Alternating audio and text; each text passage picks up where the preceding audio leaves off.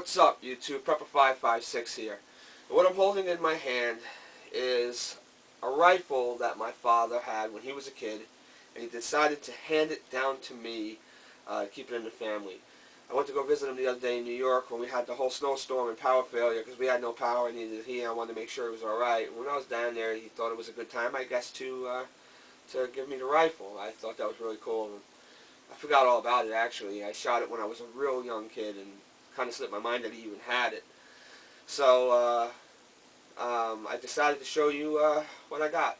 It is a Marlin Model 80G. The G is for Glenfield Products, and it was manufactured in Marlin's plant in New Haven, Connecticut in USA. It's a .22 caliber. It shoots the SL and LR. And just to show you the rifle safe, take out the magazine. Magazine's actually a 7-round magazine.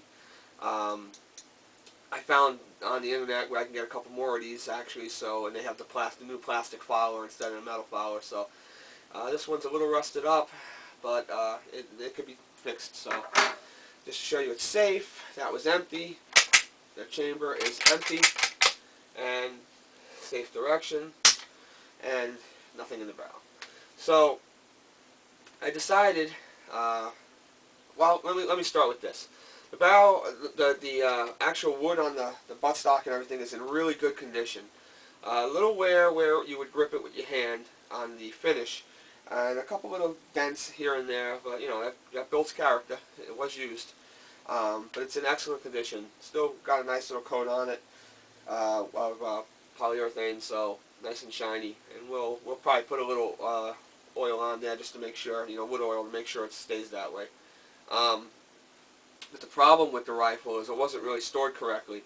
When you put it away for such a long time, it did not have a plastic case or a wood case. It actually came with a cloth case, like a bag. And I guess not really being oiled that great, the rifle got a lot of rust on it. The bolt itself is chrome, with the handle being chrome, and there was quite a bit of rust, so when we kind of wiped it off, it took the finish off the bolt.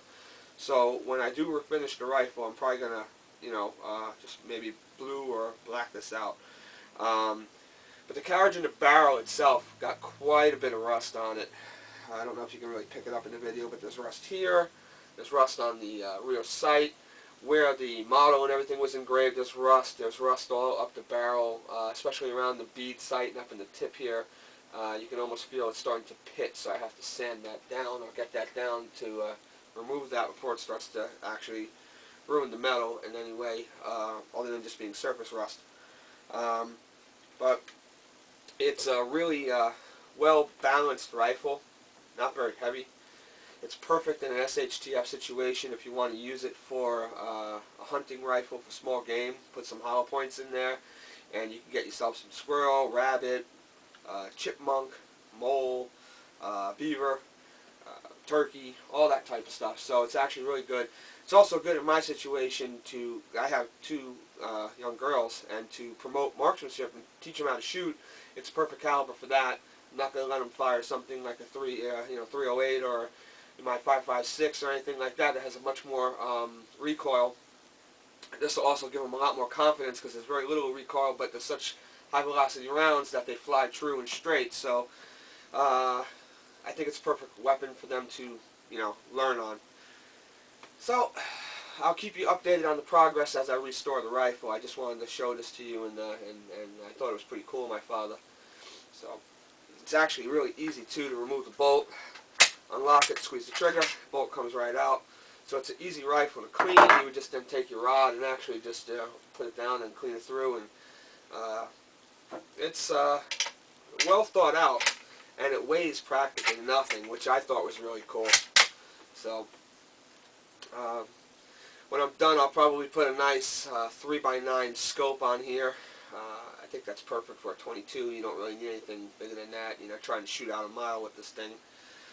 But yeah, that's it for now. I'll keep you updated in videos on its progress, and maybe I'll show you the finished product.